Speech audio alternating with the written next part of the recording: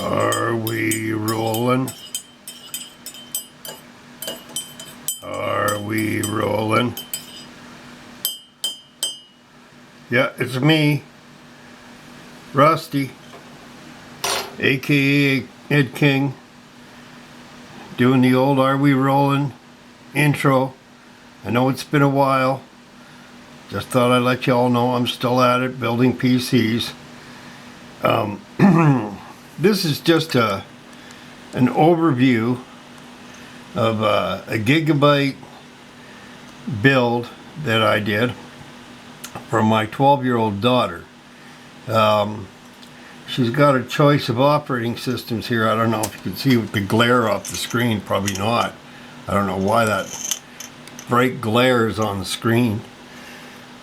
But anyway, she's got Linux Mint 19.3. I don't know if that's Trisha or the other one. Anyway, or the I don't think it's the Ulysses one or whatever it's called. I liked Trisha, but anyway, you know, I think, in fact, I still think I have Trisha. So that's for her, like when she wants to get down and hunker down and you know, play around with a little bit of instruction, you know. Maybe for when she gets sick of Windows, because we all get sick of Windows, I think. Anyway, the old Windows 7 Ultimate, that's a 64-bit operating system, same as her Windows 8.1 Pro. So she has her selections, because there are things that you can do on 8.1 that you can't do on Windows 7, and there are things you can do on Windows 7 you can't do on 8.1. Isn't Windows lovely? So anyway, yeah, there it is. So, you know, when you get tired of all that nonsense, well, there's Linux, right? So she's got her options there. This Gigabyte board, now we're going to move on over here. This Gigabyte board is probably proven to be the most difficult build I have ever done in all my computer PC building, home PC, whatever, building days. It's an X58 platform, tri-channel memory. I've done a number of these, never really had any serious problem with tri-channel, but this one proved to be a real pain. Now, I don't know, maybe I should reboot it here for you, just to show you what goes on in the BIOS, the way I have the BIOS configured. Maybe I'll do that. And some of you might want to comment on this or whatever, because I'll tell you, I have never had so much difficulty putting a PC together and making it function correctly. But yes, it's an older platform, but then you see, that's what I do. I like refurbishing, old stuff and making it work good as new. That's what I like to do. And this was a bit of a deluxe board in its day. So yeah, this is what I'm going to do. I'm going to reboot it. I hope that works. Click. Oh, maybe it doesn't work. All right. I'll have to fix that again. See what I mean? That's what I mean. It probably has something to do with the reset switch. Anyway, well, so much for rebooting. Well, what I could do is just turn it off and turn it back on. Wonder what? I'm pretty sure it's gray on the left. Yeah, gray on the left. I redid this wiring here, so perhaps maybe that's my problem. I thought I did it right. Well, anyway, I'll turn it off and because obviously the reset switch I did not plug in correctly or did not do right. So there we are. We can do that right at the boot interface. It usually doesn't hurt anything. So, all right. The BCD. Okay, so now we're going to move over here. Yeah, I'll get that SW working. I used it before. I mean, I had it working correctly before. So, and it did give me problems before too. Always problems. So many problems. So we got the blank screen here. See that patch? That patch ID? I don't know. X58A UDR or UD3R, whatever. We got the RAID going. RAID looks good now.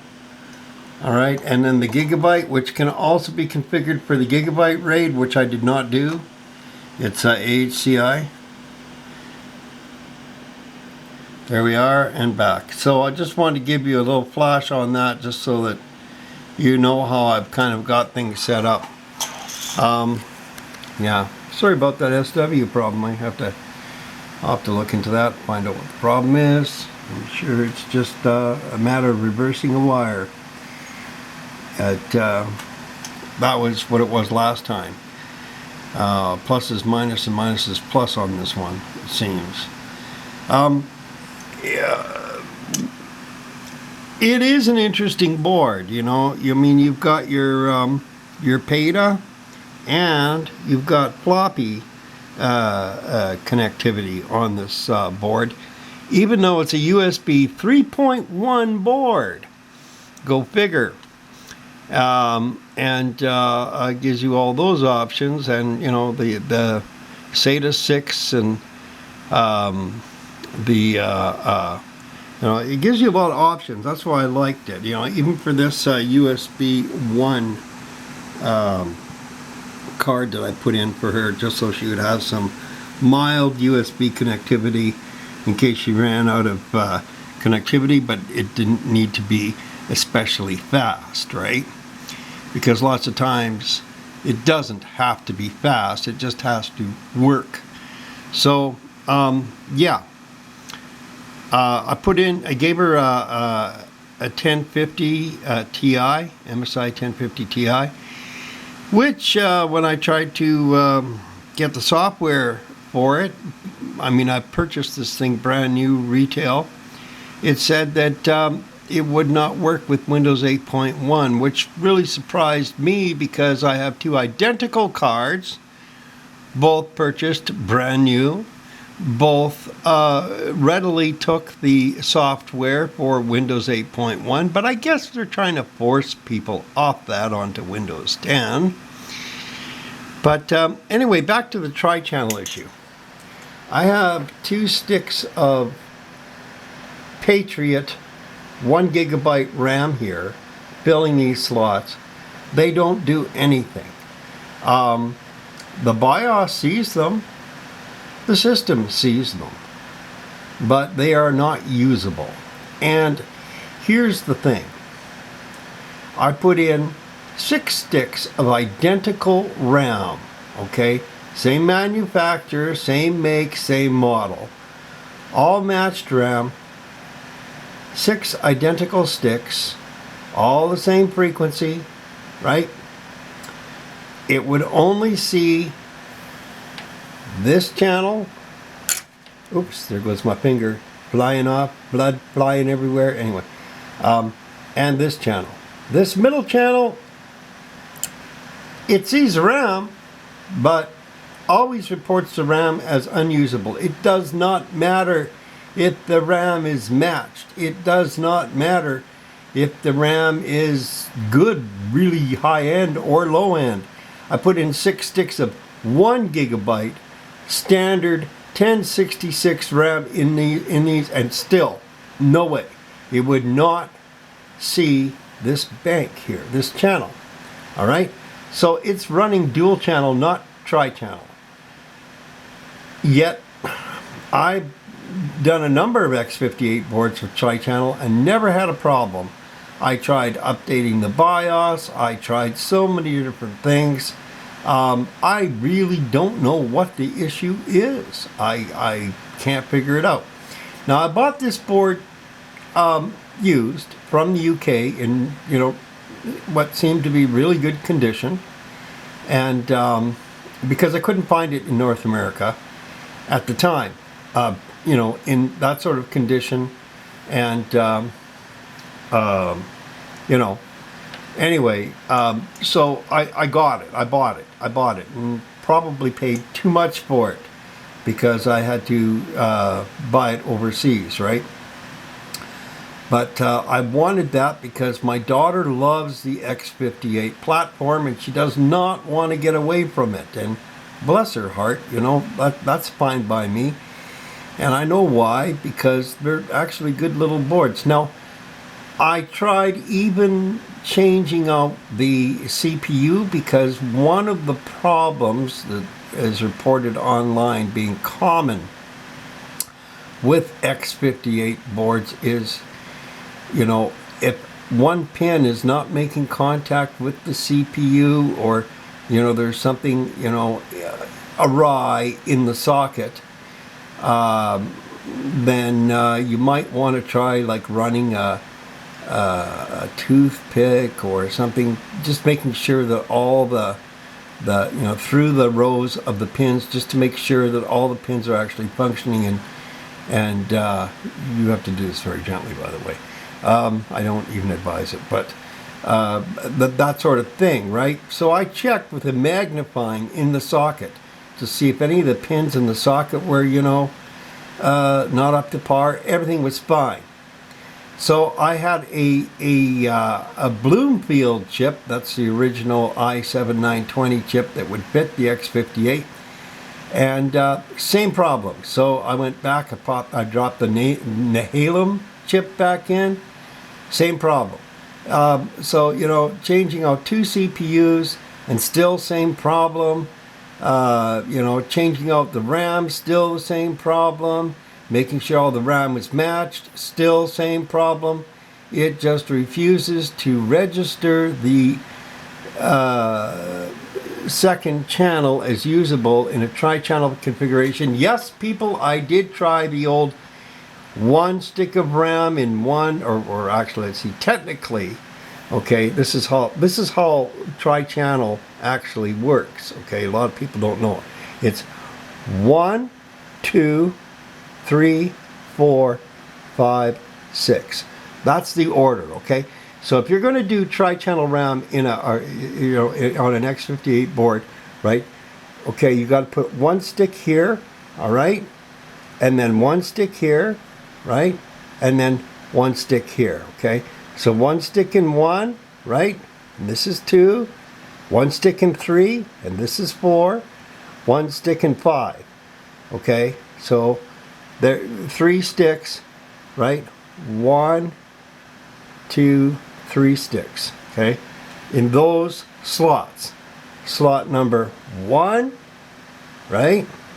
Slot number 3, slot number 5, right? That's how you do tri-channel RAM. No, sir. It refused to show the RAM in this slot 2. So I know something's up. I mean, it sees the RAM, it reads how much RAM is there. All that's fine. It just keeps reporting it as non-usable. I do not know how to change that. If any of you have any tips that way, I would really enjoy trying those things out, because I'm beside myself on that one. I don't know.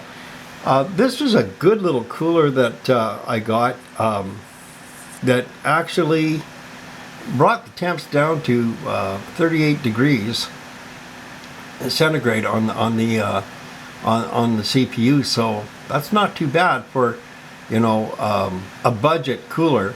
It's not a Noctua, but I'm thinking that's only because the side is off the case, and once I put the side on, then, you know, we'll get the real test on it. But it's good enough for this use.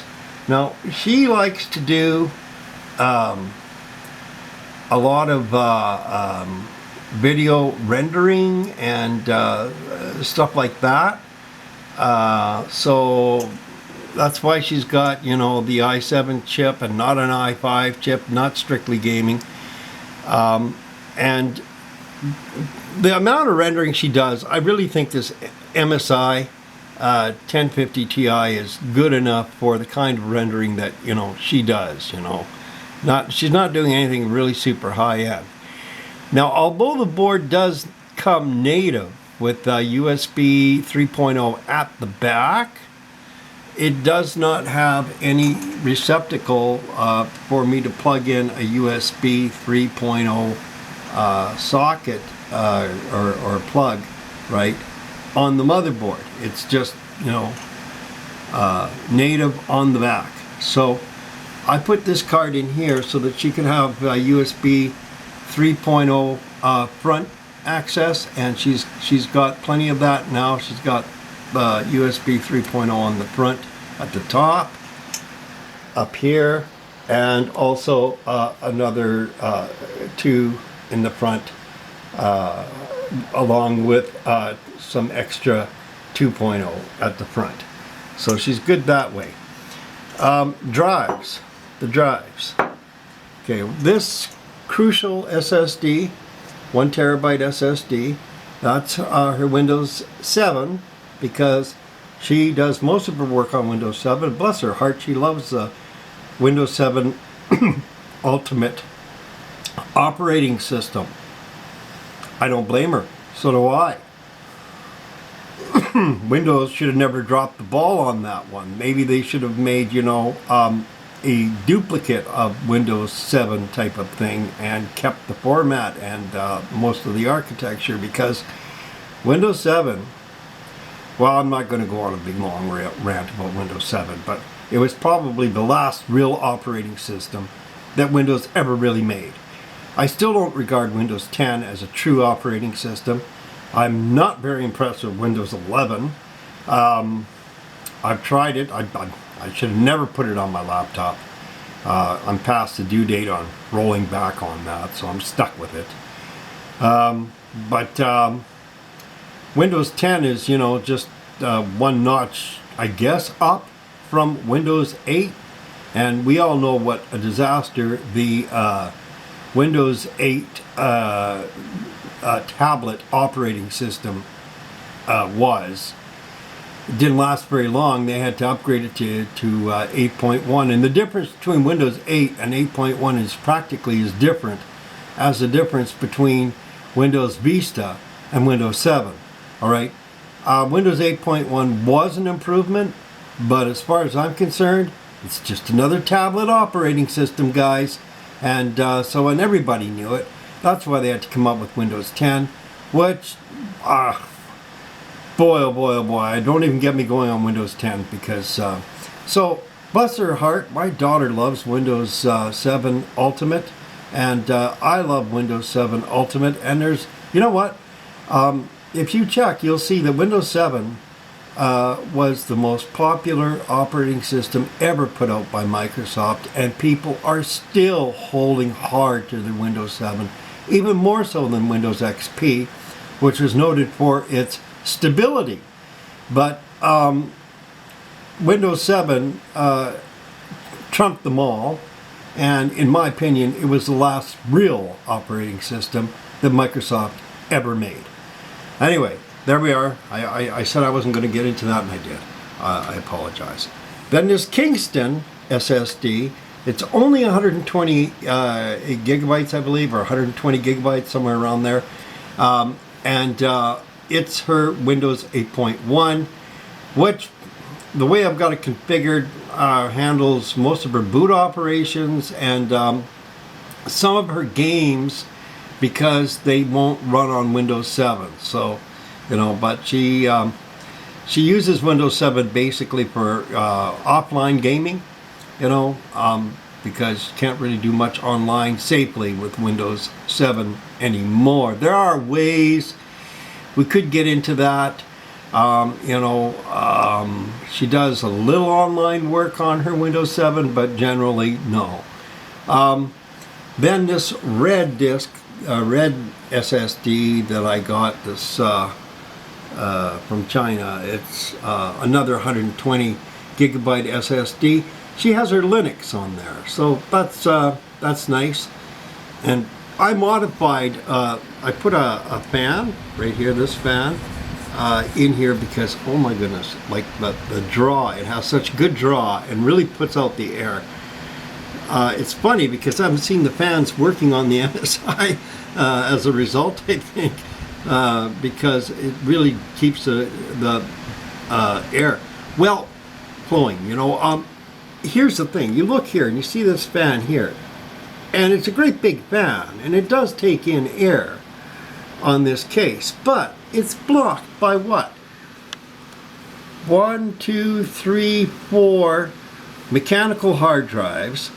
You know, it's blocked right off that way. So, I mean, it might be good for cooling off the hard drives, but what's coming out on the other side? Practically nothing. Okay? So, what good does it do for intake? Air in. And that's where this little Hummer just really is just pulling it in. I can feel it. It's just like really sucking in the extra air, because we need some intake, because over here, that's the big exhaust fan, right, moving in the back. And we got the old shotgun configuration running this way, and that kind of looks nice there, you know, like with the fan in the front. Over top of that HyperX RAM, I do apologize for that, but it does look cool that way, so I'm leaving it that way.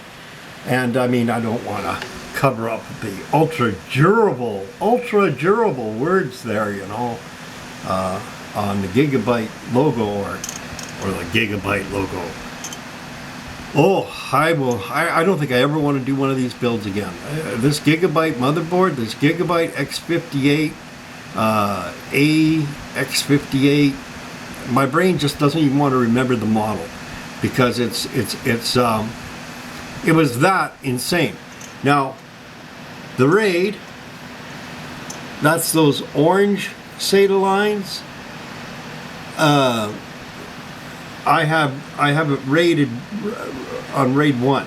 So now we go back down here. Okay. This middle one is a Seagate 1 terabyte RAID 1 drive, or well, Seagate terabyte drive, and this one. These two here, they're both rated to RAID 1. That's for her archives, because she really values her archives, and you know, so when hard drives are getting too full, she can move them onto her archives and she's okay. And that's why she can get away with something as small as 120 gigabytes for her Windows 8.1, because her personal data goes on her archives. That way, you know, it doesn't matter what the operating system is, you know, she's still got all her personal files on her RAID configuration, and it's, you know, protected through RAID 1, so it's double copies of everything in her archives.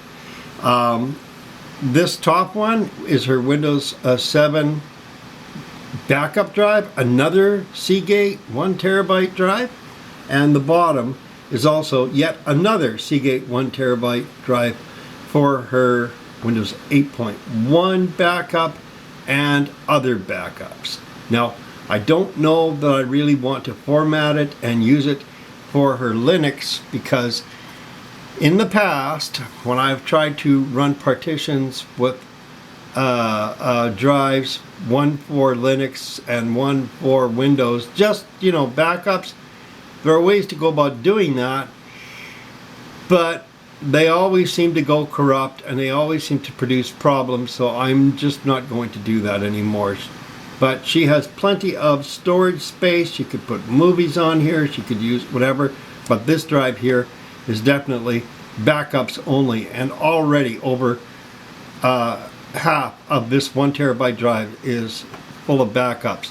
So backups here, Windows 8.1 backups, drive image, and file history for 8.1, which really fills up your drive. You can change that if you want to, you know, it only does so many at a time, but you know, it's kind of nice to have lots of snapshots of file history, because you never know. You never know what's good, what's bad, what's ugly. Okay, so anyway, she's got that. I did manage to make her a repair disk, but I had to do it from Windows 7. I couldn't do it from Windows 8.1 because for some reason it's saying there's files missing. I don't know what files are missing, but I'm not going to fool around with that because you know, sometimes it'll say that, and that's not what's really going on. You know, it's just one of those computer pet answers. Oh, we're getting this error, so we're going to say files are missing. And that's not what the issue is. Because, I mean, I ran diagnostics, and you know what? They just don't want you to do it. That's my opinion. But they just don't want you to do it. But I did it through Windows 7, and interestingly enough, when I did the when I made the repair disk via Windows 7, the first thing it did is it went to Windows 8.1 and made a recovery CD for Windows 8.1. Files are missing, huh? Well, it seems like Windows 7 can make a recovery disk for 8.1 just fine, but files are missing? Go figure. Anyway, she still has a repair disk for her you know, for her startup, for booting up, you know. And but wow. No, this really was an issue. I had another issue with, it seemed like the RAID wanted to write over the drives. Like, so basically I had to use all these here, down here. I can't use these 3 ports. Well, I could, but I would probably risk them being overwritten because for some reason, once you activate RAID, it seems to want to overwrite the operating systems as well. Go figure. I don't know why it was doing that, but I lost 2 operating systems as a result, and this is what really made it hard. Here's what I had to do to get the operating systems back. I had to use recovery software, and this isn't enough. It wouldn't really recover the operating system, but I did manage to get all the files, personal files and documents, and then the corrupt structure formatting, which I manually rebuilt on a separate disk, and by dragging and dropping and copying files, actually manually rebuilt a Microsoft operating system that of course was non-functional, and put it in, and right away, you know, it noticed that it was a non-functional operating system. But because I did have system restore disks already made, that I already had, you know, backups already made, there were enough files in my bogus mimic operating system for it to write over the entire hard drive with an actual functional, legitimate operating system. I actually had to trick my computer, or this computer, into, you know, seeing that the operating system, the quote-unquote operating system that I built manually, making partitions and dragging everything where it's supposed to be, was corrupt, and then access the backup to rewrite over my bogus operating system to put a legitimate operating system on the drives. We're talking 2 operating systems here, people. Can you imagine? Can you imagine the headache? Anyway, so it was a good learning experience, but I have never in all my days had such a fiasco, if you will. Everything seems to be working fine now. The DVD CD drive works fine. The card reader works fine. Her cute little fan controller here. She's got one of these fancy little fan controllers. Oh, right. What are we doing here? Plus. Yeah, it's working. It's just the angle I'm on. I can't see how it. This works pretty good. I don't know if you hear that speeding up or not. Oh, plus, there we are. So you can speed them up or slow them down. She likes that, so she can have it. Here are the extra USB 3.0 in the front, USB 2.0 card reader. Boy, I'm sure glad I got a CD DVD-ROM on this thing. Say what you will, you can get rid of them if you want. I actually had to use a thing. I had to cut a tool, cut out of here another bay to put this cooler in. Now I know that there's software that can handle stuff like that, and on Gigabyte they have stuff like that, but I like going separate like that and putting less taxing on the motherboard if at all possible. I have 2 more sticks of RAM coming in, each of them 8 gigabytes, so that she'll have a set of 16 here and 16 here, which will give her 32 gigabytes of RAM total because she likes to render, she likes to do videos, you know what I mean? Lots of memory needed for that. And I'm going to roll with that. I'm going to let her have that. Instead of tri-channel RAM, she's going to have 32 gigabytes of RAM in dual channel, because I'm not tearing this whole thing apart. But if you have any suggestions as to what went wrong, why I can't get tri-channel to work on this, and I've worked on many X58 motherboards with tri-channel before and not had this problem. Well, I've had issues where, you know, it's kind of hard to get it to actually read the RAM at first, but, you know, I've discovered what those things were and, you know, fixed it. But yeah, I've done all I can in that regard. So there it is. There's my so-called brief overview of what she's getting and what all these drives do and what they're for. It's a pretty good self-contained unit. What I'm going to do, I think, pardon me, I need a bit of coffee here. Pardon me. What I'm going to do for her Linux backup is I'm going to put them on an external drive, and she can run an external drive.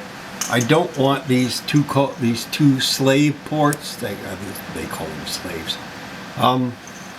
For that, I'm going to leave them blank, because that's enough messing around with ports on this particular unit. I can almost see why that person in the UK sold this motherboard, because of the challenges with the configuration, the instability with the BIOS. But now everything seems to be running pretty stable, so I think my daughter's going to like it. But you know how they say, if it ain't broke, don't fix it? Well, yeah, that's what's applying here now. Those other 2 ports can be left open. Her Linux backup can go on a external hard drive. I am not putting in any more drives in this unit. It's pretty full as it is anyway, with 3 SSDs and 4 mechanical 1 terabyte mechanical hard drives. I think she's set to go for her games, for video rendering, and for her regular day-to-day computing. I think she's going to do all right with this. So thanks again for watching, and God bless you.